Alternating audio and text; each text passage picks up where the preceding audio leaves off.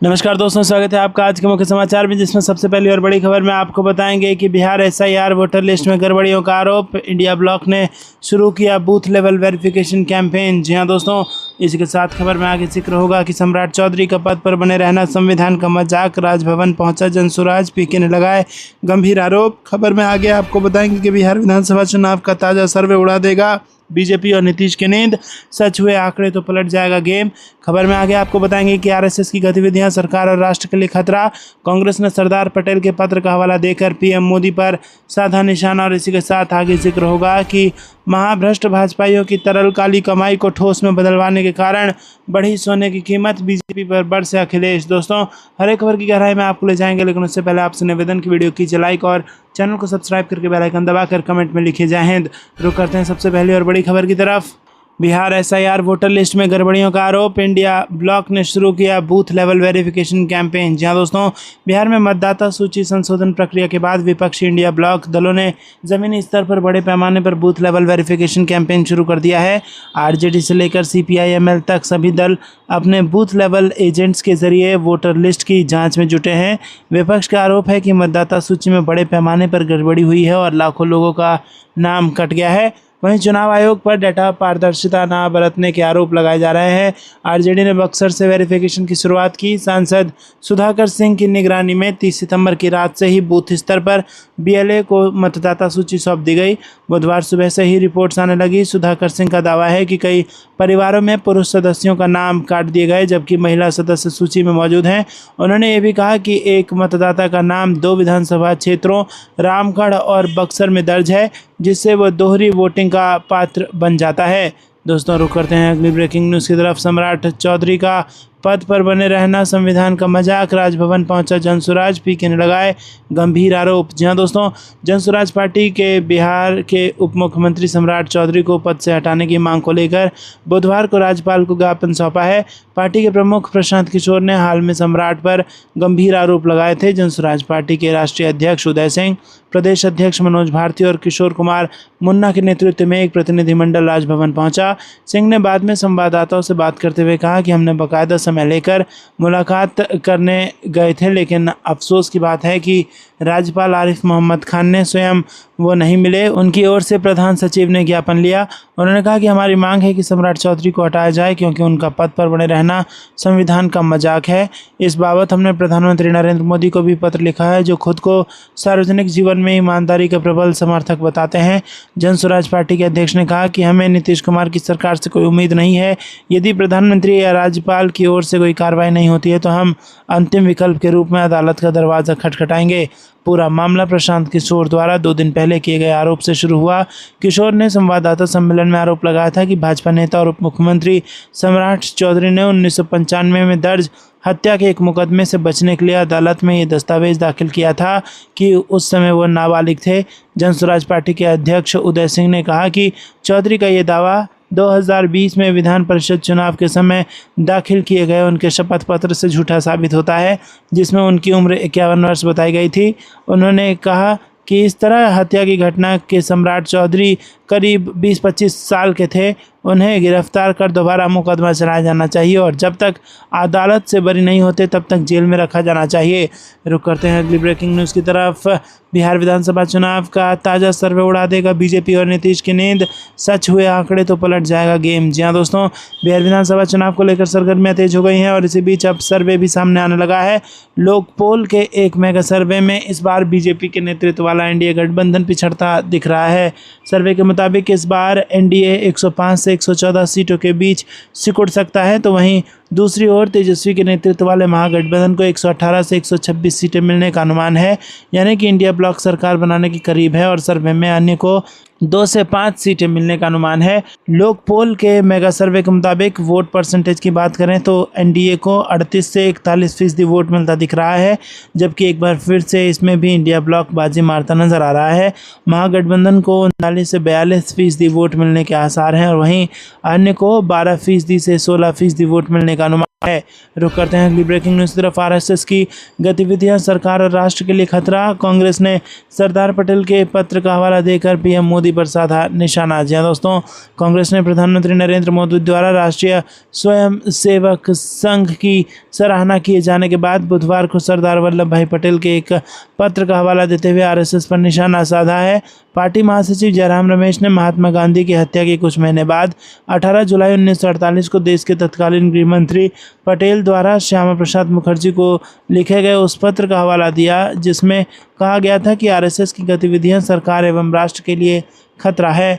जयराम रमेश ने सरदार पटेल के पत्रों से संबंधित पुस्तक का एक अंश एक्स पर साझा करते कहा कि प्रधानमंत्री ने सुबह आरएसएस के बारे में बहुत कुछ बोला है। क्या उन्हें इस बात की भी जानकारी है कि सरदार पटेल ने 18 जुलाई 1948 को डॉक्टर श्यामा प्रसाद मुखर्जी को क्या लिखा था?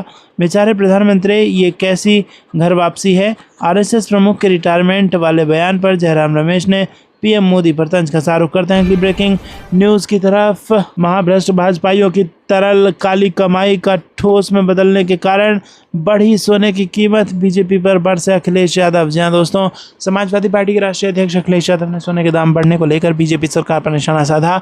उन्होंने कहा कि सोने के दामों को बेतहाशा बढ़ने का कारण आम जनता के बीच सोने की मांग बढ़ना नहीं है, बल्कि बीजेपी के भ्रष्ट नेताओं की काली कमाई सोने में बदलने की वजह से ये इतना महंगा हुआ है। अखिलेश यादव ने बुधवार को सोशल मीडिया प्लेटफॉर्म एक्स पर अपने पोस्ट में लिखा कि सोने के दाम सारे रिकॉर्ड तोड़कर 1,20,000 प्रति तोला तक पहुंच रहे हैं। बीजेपी राज्य में सोने के दामों का बेतहाशा बढ़ने का कारण आम जनता के बीच सोने की मांग बढ़ना नहीं, बल्कि इसका कारण महाभ्रष्ट भाजपाइयों की तरल काली कमाई को ठोस में बदलने वाला स्वर्णीकरण है। और उन्होंने कहा सच्चाई तो यह है कि अब गरीब आदमी अपने आशीर्वाद स्वरूप शादी ब्याह में अपनों को सोने की एक लौंग तक नहीं दे सकता है। सोना तो छोड़िए, भाजपाइयों के बीच मची बहुमूल्य धातुओं की जमाखोरी की वजह से अब तो चांदी भी गरीब की पहुंच से बाहर हो गई है। रुक करते हैं अगली ब्रेकिंग न्यूज़ की तरफ। माँ सबके जीवन में सुख शांति एवं समृद्धि का करें संचार, प्रियंका गांधी ने देशवासियों को दी महानवमी की शुभकामनाएं। जी हाँ दोस्तों, कांग्रेस महासचिव और सांसद प्रियंका गांधी ने बुधवार को देशवासियों को महानवमी की बधाई दी। उन्होंने माँ सिद्धिदात्री से सभी लोगों के जीवन में सुख और समृद्धि की प्रार्थना की। प्रियंका गांधी ने सोशल मीडिया प्लेटफॉर्म एक्स पर लिखा कि शारदीय नवरात्रि महानवमी के पावन अवसर पर आप सबको हार्दिक बधाई एवं शुभकामनाएं। जगत जननी आदिशक्ति माँ सिद्धिदात्री आप सबके जीवन में सुख शांति एवं समृद्धि का संचार करें। जय माता दी। दोस्तों, रुक करते हैं अगली ब्रेकिंग न्यूज़ की तरफ। स्वयंभू विश्वगुरु बेनकाब हो गए हैं, भारतीय कूटनीति में दिखावे का समय खत्म हो चुका है, कांग्रेस का बयान। जी हाँ दोस्तों, कांग्रेस महासचिव जयराम रमेश ने अमेरिकी राष्ट्रपति डोनाल्ड ट्रंप की पाकिस्तान के सेना प्रमुख हसीम मुनीर से हालिया मुलाकात को लेकर बुधवार को पीएम मोदी पर निशाना साधते हुए कहा कि स्वयंभू विश्वगुरु बेनकाब हो गए हैं और भारतीय कूटनीति में अब सेकी बघारने और दिखावे का समय खत्म हो चुका है। जयराम रमेश ने ट्रंप के एक वक्तव्य का एक वीडियो साझा किया जिसमें वो हसीम मुनीर से मुलाकात और उनकी एक टिप्पणी की तारीफ करते सुने जा सकते हैं। जयराम रमेश ने एक्स पर पोस्ट किया कि राष्ट्रपति ट्रंप का उस व्यक्ति के प्रति मोह जारी है जिसके भड़काऊ, उकसावे वाले और सांप्रदायिक रूप से द्वेषपूर्ण बयानों ने 22 अप्रैल के पहलगाम आतंकी हमले की पृष्ठभूमि तैयार की थी।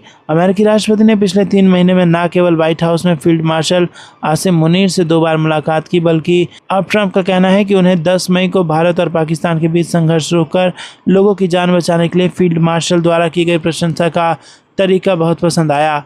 रुक करते हैं अगली ब्रेकिंग न्यूज़ तरफ। पूर्व सांसद दानिश अली हाउस अरेस्ट, बरेली जाने से रोका, कहा दमनकारी नीति अपना रही योगी सरकार। जी दोस्तों, उत्तर प्रदेश के अमरोहा में पूर्व कांग्रेस सांसद कुंवर दानिश अली को पुलिस ने उनके आवास पर नज़रबंद किया। दानिश अली बरेली जाने की तैयारी में थे, लेकिन पुलिस ने उन्हें घर से निकलने से रोक दिया। उनके आवास के बाहर भारी पुलिस बल तैनात किया गया और बैरिकेडिंग कर इलाके को छावनी में तब्दील कर दिया गया। इस कार्रवाई को लेकर दानिश अली और कांग्रेस समर्थकों ने कड़ा विरोध जताया। पुलिस के अनुसार दानिश अली का बरेली दौरा कानून व्यवस्था के लिए खतरा बन सकता था, इसीलिए एहतियातन उन्हें नज़रबंद किया गया। यह मामला अमरोहा देहात थाना क्षेत्र के बाईपास का है। दोस्तों, रुक करते हैं अगली ब्रेकिंग न्यूज़ की तरफ। गायत्री प्रजापति पर हमले को लेकर अखिलेश यादव ने योगी सरकार पर उठाए सवाल। जहाँ दोस्तों, उत्तर प्रदेश की लखनऊ जेल में समाजवादी पार्टी के पूर्व कैबिनेट मंत्री और अमेठी से पूर्व विधायक गायत्री प्रसाद प्रजापति पर मंगलवार को एक अन्य कैदी ने जानलेवा हमला कर दिया, जिसमें वो बुरी तरह घायल हो गए। हालांकि अब वो खतरे से बाहर हैं और इस मामले पर सियासत भी तेज हो गई है। समाजवादी पार्टी के अध्यक्ष अखिलेश यादव ने गायत्री प्रजापति पर हुए हमले को लेकर प्रदेश की योगी आदित्यनाथ सरकार पर निशाना साधा और उन्होंने जेल में हुए हमले की जांच की मांग की और कहा कि यूपी में अब कोई भी सुरक्षित नहीं है। दोस्तों, आपको कुछ लगता है कमेंट में जरूर बताइए। वीडियो को लाइक नहीं किया तो लाइक जरूर कीजिएगा। रुक करते हैं अगली ब्रेकिंग न्यूज़ की तरफ। चिराग पासवान का बड़ा बयान, कहा प्रशांत किशोर यदि लगा रहे सही आरोप तो होनी चाहिए जांच, क्या बढ़ जाएगी एनडीए की मुश्किलें। जी हाँ दोस्तों, आपको बता दें कि बिहार की सियासत में इन दिनों बयानबाजी और आरोप प्रत्यारोप का दौर तेज हो गया है। चुनावी सरगर्मी बढ़ते ही राजनीतिक दल एक दूसरे पर हमलावर हो रहे हैं। इसी बीच प्रशांत किशोर के द्वारा बिहार सरकार के उप मुख्यमंत्री सम्राट चौधरी और मंत्री अशोक चौधरी पर लगाए गए गंभीर आरोपों पर अब लोक जनशक्ति पार्टी के राष्ट्रीय अध्यक्ष और केंद्रीय मंत्री चिराग पासवान ने बड़ा बयान दिया है। उन्होंने साफ कहा कि प्रशांत किशोर अगर आरोप लगा रहे हैं तो उसके सबूत भी पेश करें, क्योंकि ये मामला जांच का विषय हो सकता है। चिराग पासवान ने कहा कि किस आधार पर ये आरोप लगाए जा रहे हैं ये स्पष्ट होना चाहिए। यदि आरोप सही हैं और सबूतों के साथ पेश किए जा रहे हैं तो इसके ऊपर विचार करेंगी, ये जांच का विषय है। लेकिन अगर ये केवल राजनीतिक लाभ के लिए किया गया तो जिन पर आरोप लगे हैं वो मानहानि का मुकदमा भी कर सकते हैं। रुक करते हैं अगली ब्रेकिंग न्यूज़ तरफ। राहुल प्रियंका के बाद अब जिलों में उतरेंगे कांग्रेस के दिग्गज, नवरात्र के बाद होंगी सभाएं। जी हाँ दोस्तों, बिहार विधानसभा चुनाव में कांग्रेस अब पूरी ताकत के साथ मैदान में उतरने की तैयारियां कर चुकी है। बिहार विधानसभा चुनाव में राहुल गांधी और प्रियंका गांधी की एंट्री से पार्टी कार्यकर्ताओं में जोश भरने के बाद अब रणनीति के अगले चरण पर काम शुरू हो चुका है। आलाकमान ने तय किया है कि प्रदेश के हर जिले में बड़े नेताओं की सभाएं आयोजित होंगी। इसका खाका लगभग तैयार है। दुर्गा पूजा पर्व के बाद से दिग्गज कांग्रेसियों की जिलावार तैनाती की तैयारी है। पार्टी सूत्रों के मुताबिक कांग्रेस की योजना है कि सभी जिलों में राज्यसभा सांसद, पूर्व मंत्री, प्रदेश अध्यक्ष, कार्यकारी अध्यक्ष और राष्ट्रीय प्रवक्ता के कार्यक्रम आयोजित किए जाएंगे। ऐसे कार्यक्रमों के जरिए पार्टी विधानसभा क्षेत्र में राहुल और प्रियंका के बड़े आयोजनों से पैदा हुई लहर को जमीनी स्तर पर स्थानीय मुद्दों और प्रत्याशियों के समर्थन में वोटों में बदलने की कोशिश करेगी। कांग्रेस नेताओं के जिलावार कार्यक्रम महागठबंधन के लिए भी महत्वपूर्ण माने जा रहे हैं। इससे जनता को ये संदेश जाएगा कि गठबंधन में कांग्रेस सिर्फ औपचारिक भागीदारी नहीं बल्कि सक्रिय और संघर्षशील दल है। पार्टी अपने उम्मीदवारों के समर्थन में अकेले भी भीड़ जुटाने और वोटरों को आकर्षित करने का सामर्थ्य रखती है। रुक करते हैं अगली ब्रेकिंग न्यूज़ तरफ। यूपी में फिर कमबैक की तैयारी में कांग्रेस, राज्य भर में करेगी 14 बड़ी रैलियां, जातियों को साधने की कोशिश। जी हाँ दोस्तों, कांग्रेस पार्टी एक बार फिर यूपी में अपनी पैठ मजबूत करने के प्रयास में जुटी हुई है। कांग्रेस पार्टी संगठन सृजन कार्यक्रम के तहत उत्तर प्रदेश में अपने आप को मजबूत करने के लिए आने वाले दिनों में यूपी में राज्य स्तरीय 14 बड़ी रैलियां करेंगी। इन रैलियों के जरिए कांग्रेस पार्टी समाज के विभिन्न वर्गों को उत्तर प्रदेश में साधने की कोशिश करेगी। इस कार्यक्रम का समापन एक भव्य रैली के साथ उत्तर प्रदेश में किया जाएगा। ये रैलियां 14 दिसंबर से 14 जनवरी के बीच आयोजित की जाएगी और इन रैलियों में कांग्रेस का शीर्ष नेतृत्व शामिल होगा। कांग्रेस पार्टी की ये रैलियां किन किन जगहों पर होंगी इसे लेकर अभी भी फैसला होना बाकी है। इन रैलियों को आयोजित करने के लिए शहरों का चयन पार्टी की राज्य इकाई ने इलाके के जातीय समीकरणों के आधार पर तय किया है। जिन शहरों में रैलियां होनी हैं वो कुछ इस प्रकार हैं: वाराणसी में, मेरठ और मुजफ्फरनगर में, अलीगढ़ में लोधी समाज, झांसी में दलित समाज, लखनऊ में सवर्ण समाज यानी प्रबुद्ध सम्मेलन का आयोजन किया जाएगा। इसके अलावा पटेल समुदाय और मुस्लिम समुदाय को साधने के लिए अलग से रैलियां की जाएंगी। वाराणसी में कुर्मी समाज, मेरठ और मुजफ्फरनगर में जाट समुदाय सम्मेलन का आयोजन किया जाएगा। रुक करते हैं अगली ब्रेकिंग न्यूज़ की तरफ।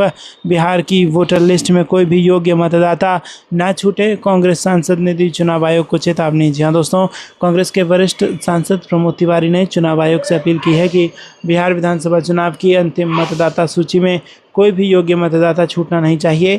तिवारी ने बीजेपी पर पिछले चुनावों में मतदाता सूचियों में हेरफेर करने का आरोप लगाया।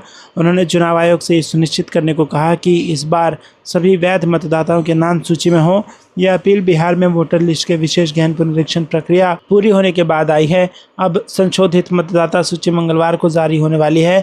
तिवारी ने चेतावनी दी है कि वो सूची की बारीकी से जांच करेंगे और जरूरत पड़ने पर कार्रवाई करेंगे। प्रमोद तिवारी ने कहा कि वो मतदाता सूची जारी होने का इंतजार कर रहे हैं। तिवारी ने जोर देकर कहा कि बिहार के हर नागरिक का नाम सूची में होना चाहिए। वो नागरिक जो वोट देने के योग्य है उन्होंने आरोप लगाया कि पहले भी ऐसा हो चुका है, हरियाणा, महाराष्ट्र और संसदीय चुनावों में भी ऐसा हुआ था। वैध मतदाताओं के नाम सूची से हटा दिए गए थे। रुख करते हैं अगली ब्रेकिंग न्यूज़ की तरफ। हरियाणा में कांग्रेस की नई टीम तैयार, राव नरेंद्र बने प्रदेश अध्यक्ष, भूपेंद्र हुड्डा को भी मिली अहम जिम्मेदारी। जी हाँ दोस्तों, कांग्रेस के हरियाणा में बड़ा संगठनात्मक बदलाव किया है, जिसमें राव नरेंद्र सिंह को नए प्रदेश कांग्रेस कमेटी अध्यक्ष और भूपेंद्र सिंह हुड्डा को कांग्रेस विधानसभा दल नेता नियुक्त किया गया है। पार्टी महासचिव केशव वेणुगोपाल की मंजूरी के बाद ये फेरबदल किया गया है। इस नियुक्ति के साथ ही लगभग 20 सालों से चले आ रहे जाट दलित समीकरण में बदलाव आया है। कांग्रेस के पुराने राजनीतिक समीकरणों में अक्सर शीर्ष पदों पर जाट और दलित की जोड़ी होती थी, लेकिन इस बार पार्टी ने जाट सीएलपी और दलित पीसीसी की पुरानी फार्मूला को तोड़ते हुए जाट और ओबीसी को 2 अहम पदों की जिम्मेदारी सौंपी है। दोस्तों रुक करते हैं अगली ब्रेकिंग न्यूज़ की तरफ। मिशन 2027 के लिए सपा का नया सियासी दाव, अखिलेश यादव ने दलित वोटरों को साधने का निकाला पैंतरा। जी हाँ दोस्तों, आपको बता दें कि उत्तर प्रदेश की सियासत में दलित वोट बैंक हमेशा से किंग मेकर रहा है। यही वजह है कि हर चुनाव में इस वर्ग पर पकड़ बनाने की होड़ तेज होती जा रही है। अब समाजवादी पार्टी ने दलितों को साधने के लिए एक नया दांव चला है और वो है वोट चोरी का। अखिलेश यादव के निर्देश पर पार्टी ने अपने फ्रंटल संगठन अंबेडकर वाहिनी को पूरी तरह सक्रिय कर दिया है। इसका मकसद है कि बसपा की कमजोर पकड़ का फायदा उठाकर दलितों में सियासी सेंध लगाना। राष्ट्रीय अध्यक्ष मिठाई लाल भारती का कहना है कि हम गांव-गांव चौपाल कर रहे हैं, लोगों को उनके अधिकार बता रहे हैं और ये समझा रहे हैं कि चुनाव में उनके वोट चोरी हो जाते हैं। इसी के साथ आपको बता दें कि इस बार बूथ बूथ पहरा देना है ताकि दलितों की आवाज़ दब ना सके। भारती ने गाजीपुर और चंदौली जैसे ज़िले में रात गुजारकर अभियान चलाने का उदाहरण देते हुए कहा कि हम दलितों के घर घर जा रहे हैं, संविधान और आरक्षण की रक्षा का संदेश देंगे और वोट चोरी रोकेंगे। रुक करते हैं अगली ब्रेकिंग न्यूज़ की तरफ। बिहार चुनाव की बिछी बिसात, अंतिम वोटर लिस्ट जारी, अगले हफ्ते तारीखों का हो सकता है ऐलान। जी हाँ दोस्तों, यहाँ पर भारतीय निर्वाचन आयोग ने अक्टूबर-नवंबर में होने वाले बिहार विधानसभा चुनाव से पहले मंगलवार को अपनी वेबसाइट पर अंतिम मतदाता सूची अपलोड कर दी है। एक अधिकारी ने बताया कि विशेष गहन पुनरीक्षण के आलोक में 30 सितंबर 2025 की अंतिम मतदाता सूची प्रकाशित कर दी गई है। कोई भी मतदाता लिंक के माध्यम से मतदाता सूची में अपने नाम का विवरण देख सकता है। चुनाव आयोग ने कहा कि विशेष गहन संशोधन के मद्देनज़र अंतिम मतदाता सूची 30 सितंबर 2025 को प्रकाशित की गई है। कोई भी मतदाता दिए गए लिंक के माध्यम से मतदाता सूची में अपने नाम का विवरण देख सकता है। सटीक संख्याओं के बारे में और जानकारी तुरंत उपलब्ध नहीं थी। चुनाव आयोग के वेब लिंक पर 2 मुख्य विकल्प दिए गए थे, मतदाता सूची में अपना नाम खोजें या विधानसभा क्षेत्रवार मतदाता सूची डाउनलोड करें। मतदाता सूची का पिछला मसौदा 1 अगस्त को प्रकाशित हुआ था और 1 सितंबर तक व्यक्तियों और राजनीतिक दलों द्वारा दावों और आपत्तियों के लिए खुला था। मसौदा सूची में कुल 7.24 करोड़ मतदाता सूचीबद्ध थे। रुख करते हैं अगली ब्रेकिंग न्यूज़ की तरफ। हिंसा और भय की राजनीति बंद करें, ले हिंसा पर कांग्रेस नेता राहुल गांधी ने केंद्र से किया खास आग्रह। जी हाँ दोस्तों, आपको बता दें कि कांग्रेस नेता और लोकसभा में विपक्षी नेता राहुल गांधी ने मंगलवार को केंद्र से लद्दाख के लोगों के साथ बातचीत करने का आग्रह किया। राहुल गांधी ने सरकार से बातचीत में शामिल होने और हिंसा और भय की राजनीति को रोकने का आह्वान किया। राहुल गांधी ने लेह में हाल ही में हुई हिंसा की निष्पक्ष न्यायिक जांच की मांग की, जिसमें 4 लोगों की जान चली गई थी। सोशल मीडिया प्लेटफॉर्म एक्स पर एक पोस्ट में राहुल गांधी ने इस बात पर जोर दिया कि गोली लगने से मारे गए लोगों में से एक सैनिक परिवार से था। उन्होंने कहा कि पिता सैनिक, बेटा भी सैनिक, जिनके खून में देशभक्ति दौड़ती है, फिर भी बीजेपी सरकार ने देश के वीर सपूतों को सिर्फ इसीलिए गोली मारकर उसकी जान ले ली क्योंकि वो लद्दाख और अपने अधिकारों के लिए खड़ा था। पिता की दर्द भरी आंखें बस एक ही सवाल पूछ रही हैं, क्या आज देश सेवा का यही इनाम है? दोस्तों, राहुल गांधी ने निष्पक्ष न्यायिक जांच की मांग करते हुए मौत को हत्या बताया। कांग्रेस नेता ने कहा कि हमारी मांग है कि लद्दाख में हुई इन हत्याओं की निष्पक्ष न्यायिक जांच हो और दोषियों को कड़ी से कड़ी सज़ा मिले। उन्होंने कहा कि मोदी जी, आपने लद्दाख के लोगों के साथ विश्वासघात किया है। उन्होंने इस बात पर जोर दिया कि लद्दाख के लोग अपने अधिकारों की मांग कर रहे हैं। उन्होंने कहा कि वो अपने अधिकारों की मांग कर रहे हैं, बातचीत में शामिल हों, हिंसा और भय की राजनीति बंद करें। आपको ये कुछ लगता है दोस्तों, कमेंट में ज़रूर बताइए। वीडियो को लाइक नहीं किया तो लाइक ज़रूर कीजिएगा। रुक करते हैं अगली ब्रेकिंग न्यूज़ की तरफ। बिहार चुनाव में सभी मतदान केंद्रों पर होगी वेबकास्टिंग। ईसीआई ने जारी कर दिया है गाइडलाइन। जी हाँ दोस्तों, भारतीय निर्वाचन आयोग बिहार में आगामी विधानसभा चुनाव के दौरान सभी मतदान केंद्रों पर वेबकास्टिंग शुरू करने के लिए पूरी तरह तैयार है। ये वेबकास्टिंग इसलिए हो रही है ताकि चुनाव के संचालन पर कड़ी निगरानी रखी जा सके। वेबकास्टिंग पर चुनाव आयोग द्वारा जारी संशोधित दिशा निर्देशों के मद्देनजर बिहार देश का पहला राज्य होगा जहां विधानसभा चुनाव में 100% वेबकास्टिंग होगी और इससे पहले महत्वपूर्ण मतदान केंद्रों के अलावा 50% मतदान केंद्रों पर वेबकास्टिंग अनिवार्य थी। जून में सभी राज्यों और केंद्र शासित प्रदेशों के मुख्य निर्वाचन अधिकारियों को जारी किए गए वेबकास्टिंग संबंधी अपने रिवाइज गाइडलाइंस में ईसीआई ने सूचित किया कि इंटरनेट कनेक्टिविटी वाले सभी मतदान केंद्रों पर वेबकास्टिंग की जाएगी। हालांकि जिन क्षेत्रों में इंटरनेट की सुविधा नहीं है वहां वीडियोग्राफी और फोटोग्राफी की अनुमति दी जा सकती है।